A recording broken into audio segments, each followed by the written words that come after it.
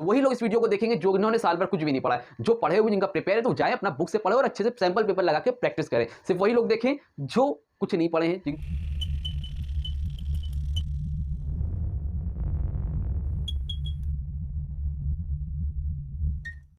Hello my dear students, कैसे हो आप सब? उम्मीद करता हूँ बहुत ही अच्छे से होंगे और अपने बोर्ड एग्जाम की प्रिपरेशन बहुत ही अच्छे से कर रहे होंगे। तो बेटा हम लोग का लास्ट कॉमर्स का पेपर कंप्लीट हो गया और अब हमें इकोनॉमिक्स की तरफ क्या करना है, आगे बढ़ना है।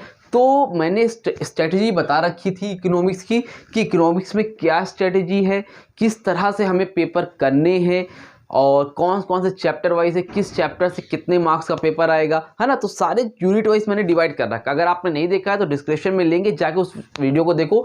आपको एक तरीका मिलेगा, एक मेथड मिलेगा किस तरह से आपको प्रिपेयर करना, कौन से चैप्टर पहले पढ़ने हैं और कौन से चैप्टर आपको बाद में पढ़ने हैं। तो इसका आपको एक आइडिया मिल जाएगा, ठीक है। तो डिस्क्रिप्शन में लेंगे, जाके उसको पहले देखो फिर इसको देखना। अब बेटा मैं पर्सनली आपको सजेस्ट करूंगा कि आप जैसे मैंने वीडियो बताई है ना उसमें, तो उसको आप जाके देखो और चैप्टर पूरी तरह से पढ़ डालो। तो उसमें आपका 100% कन्फर्म रहेगा कि हाँ इसमें से मेरा इतने मार्क्स का डन हो गया। तब भी लेकिन बहुत से बच्चों ने बोला कि सर इंपॉर्टेंट क्वेश्चंस चाहिए। तो बेटा मैंने बहुत पूरी कोशिश करी है, मोस्ट 30 इंपॉर्टेंट क्वेश्चंस मैं लेके आया हूं मैक्रो इकोनॉमिक्स के। तो उम्मीद करता हूं इसमें से आपके पेपर में क्वेश्चन मोस्टली आ जाएंगे, बट 100% गारंटी नहीं दे सकते हूं। फिर से बोल रहा हूं, ये नहीं होगी सर आपने बोला था और पेपर में नहीं आया। तो कोशिश सबकी रहती है बेटा, लेकिन गारंटी कोई नहीं दे सकता है। बट उम्मीद करता हूँ इसमें से क्वेश्चन बनेंगे। मोस्ट रिपीटेड क्वेश्चंस हैं जो कि एग्जाम में आते हैं, मैंने देखा है previous year top last 10 year से प्रीवियस ईयर क्वेश्चन में पेपर ये सब आ रहे हैं। तो उसको ध्यान से देखना,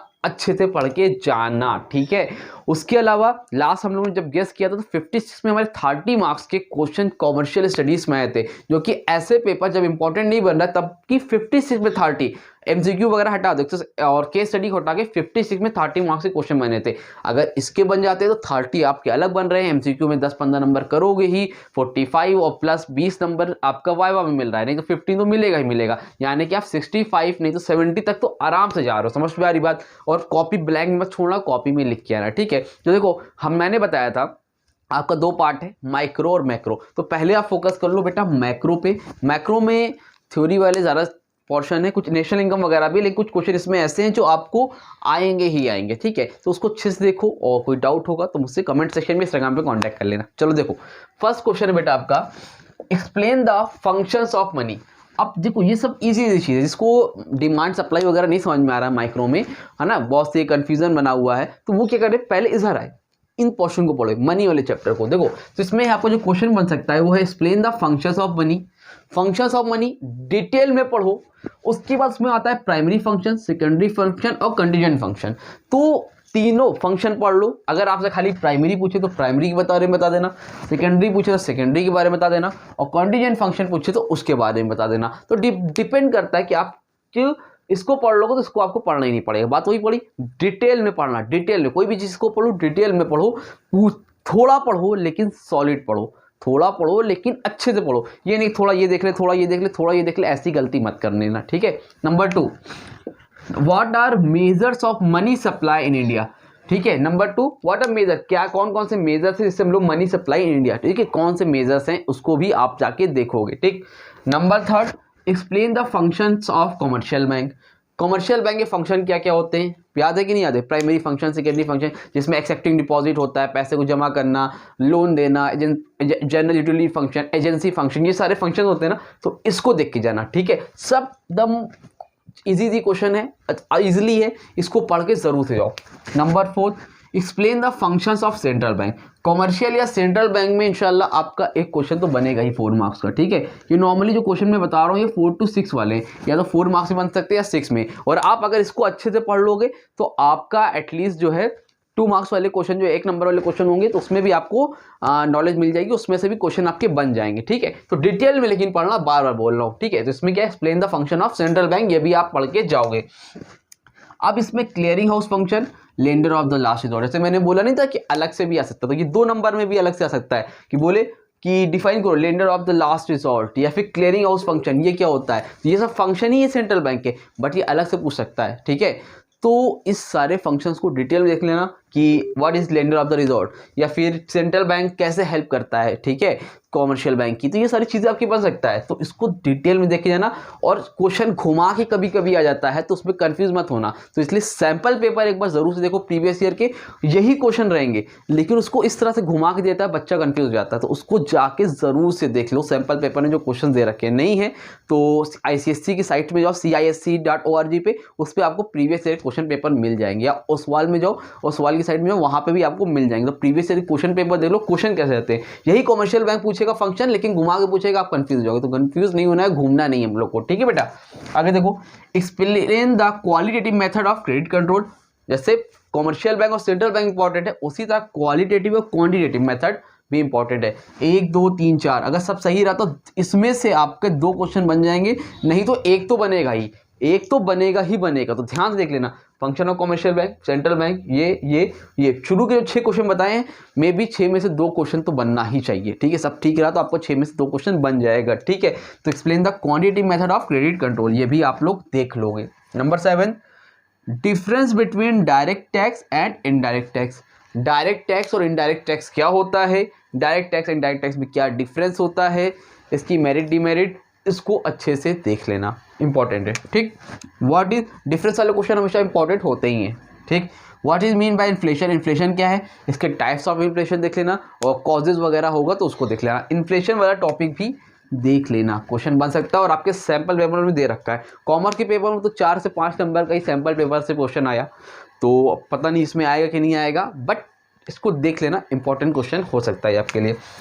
difference between GDP-MP and NNP-FC, इसको देख लेना। नेशनल इनकम से तो नॉर्मली आपका 6 नंबर का न्यूमेरिकल आएगा, जो मैंने बता रखा है, तो उसको अच्छे से नेशनल इनकम के न्यूमेरिकल सीख डालो, 3-4 घंटे उसमें दो और जाके उसको सीखो। 6 मार्क्स के क्वेश्चन 100% आएंगे, मतलब ये वाला तो आपको गारंटी दे सकता है कोई भी कि हाँ 100% आएंगे। तो 6 मार्क्स यहाँ से सिक्योर करो। 8 मार्क्स की आपकी केस स्टडी आएगी, तो आपका ये हो गया 8 से 14, मतलब 14 मार्क्स तो कंफर्म है। तो आप इधर भी ध्यान देना, ठीक है, इस पर तो ध्यान दो, इसमें तो क्वेश्चन बनेगा ही। नेशनल इनकम के सीख लो, पेपर के लास्ट में, सबसे लास्ट में नेशनल इनकम का न्यूमेरिकल आएगा 6 मार्क्स का, तो इसको अच्छे से सीख लेना बेटा, ठीक। उसके बाद objectives of government budget, government budget क्या होता है और उसके क्या ऑब्जेक्टिव है, ये क्यों बनाया जाता है गवर्नमेंट बजट, इसको भी आप देख के जाओगे, ठीक है। तो ये हो गए आपके टॉप 10 क्वेश्चन। आगे बढ़ते हैं। 11 देखो, explain the consumption of function with the help of diagram. Explain the consumption of function, most important question है, इसके चांसेस बहुत ज़्यादा हैं कि कंजम्पशन ऑफ फंक्शन जो होते हैं उसके with the help of diagram, diagram के हेल्प से बनाना है, ठीक है। सब मैक्रो इकोनॉमिक्स की बात हो रही, सब मैक्रो इकोनॉमिक्स का पार्ट है, इसको जरूर से देख लेना। Number 12, explain the saving function with the help of diagram. देखो, और इस दोनों में से एक बनेगा, एक तो ये तो कंजम्पशन ऑफ फंक्शन या फिर saving function with the help of diagram. देखो सेम क्वेश्चन है, explain the consumption function with the help of diagram और explain the saving function with the help of diagram. Saving function क्या है और consumption function क्या है, उसको diagram की हेल्प से समझाओ। और इस क्वेश्चन को थोड़ा सा घुमा के भी दे देगा, तो कंफ्यूज मत होना, सैंपल पेपर देखो, आपको आइडिया मिल जाएगा। मान लो चलो आप बोलो बेटा सर आपने तो बताया आया ही नहीं, यही क्वेश्चन आएगा जरूर, लेकिन घुमा के भी आ सकता है, तो थोड़ा सा इसकी प्रैक्टिस कर लेना, ठीक। Number 13, what is mean by equilibrium income. Equilibrium income क्या होती है and how is it determined by using saving and investment approach. क्या होती है और इसको डिटरमाइन कैसे किया जा सकता है, सेविंग या इन्वेस्टमेंट अप्रोच के हिसाब से। ये क्वेश्चन इंपॉर्टेंट है, मोस्ट इंपॉर्टेंट, ध्यान से देखो। 11, 12, 13, 14 और 15 बहुत इंपॉर्टेंट क्वेश्चन है, ठीक है, मोस्ट इंपॉर्टेंट है, इंपॉर्टेंट सब है, ये इंपॉर्टेंट है, इसमें से क्वेश्चन बनना है, ठीक है। आगे देखो, what is mean by equilibrium income, how is it determined by AD and AS. AD मतलब सोचते हो एग्रीगेट डिमांड, एएस मतलब होता है एग्रीगेट सप्लाई। तो ये वाला question determined by using saving and investment approach और दूसरा determined by AD and S approach. तो यहाँ से क्वेश्चन बन सकता है। और एक बात मैं बोल दे रहा हूँ, फिर से ध्यान से मेरी बात सुनो, ऐसा बच्चा जिसने सब कुछ तैयार रखा है, ये वीडियो उनके लिए नहीं है, वो जाके अपना प्रिपेयर करे और 80-90 प्लस जाए, ये उनके लिए स्पेशली वीडियो बनाई गई है। जिन्होंने साल भर कुछ नहीं पढ़ा है, स्पेशली ये वीडियो उनके लिए बनाई गई है। अगर जिन्होंने साल भर नहीं कुछ भी नहीं पढ़ा है, स्पेशली ये वीडियो उनके लिए बनाई गई है, क्योंकि भाई उनकी भी तो कुछ हेल्प हो सके। तो वही लोग इस वीडियो को देखेंगे जिन्होंने साल भर कुछ भी नहीं पढ़ा है। जो पढ़े हुए जिनका प्रिपेयर है, तो जाए अपना बुक से पढ़े और अच्छे से सैंपल पेपर लगा के प्रैक्टिस करें। सिर्फ वही लोग देखें जो कुछ नहीं पढ़े हैं, जिनको हेल्प की ज़रूरत है, वही देखेंगे इस वीडियो को, ठीक है। मैं साफ बोलता हूँ, किसी ऐसे कोई भी वीडियो मत देखना इंपॉर्टेंट क्वेश्चन की जिन्होंने नहीं पढ़ा है, ठीक है। जिन्होंने पढ़ा है वो इंपॉर्टेंट क्वेश्चन की वीडियो नहीं देखेंगे, ठीक है, क्योंकि उनको पूरा पढ़ना है, ठीक है। देखो आगे, और जिन्होंने नहीं पढ़ा है वो देखें।